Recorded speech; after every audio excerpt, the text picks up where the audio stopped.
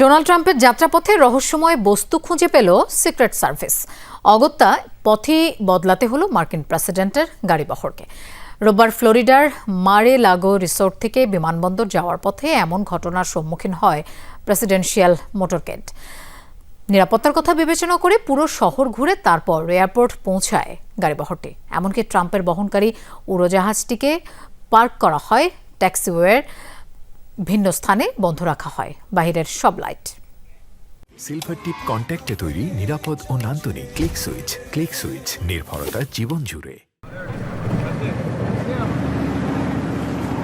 রোববার ফ্লোরিডার মারে-লাগো রিসোর্ট থেকে রওনা হয় ডোনাল্ড ট্রাম্পের প্রেসিডেন্সিয়াল গাড়িবহর। উদ্দেশ্য পাম বিচ এয়ারপোর্ট। সপ্তাহান্তে ছুটি কাটিয়ে ছিল হোয়াইট হাউসে ফেরার পালা, কিন্তু পথের শুরুতেই বাধা।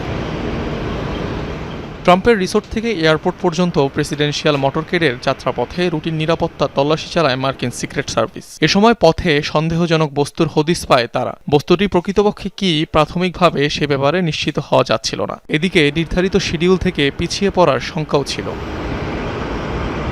এক পর্যায়ে মার্কিন প্রেসিডেন্টের নিরাপত্তার কথা বিবেচনা করে ট্রাম্পের গাড়িবহরকে যাত্রাপথ পাল্টানোর উপদেশ দেয় সিক্রেট সার্ভিস। পরে শহর ঘুরে পাম বিচ এয়ারপোর্টে যাত্রা করে মোটরকেডটি। আগে থেকে ছিল না প্রস্তুতি, তাই মুভিং ব্লকেড আরোপ করা হয় বহরটি কেন্দ্র করে। এ সময় রাস্তায় যানজট তৈরির উপক্রম হয়।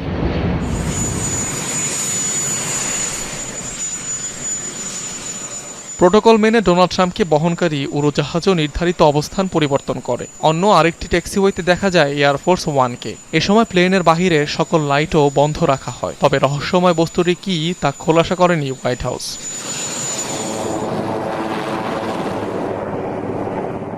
অনিক রহমান, যমুনা নিউজ।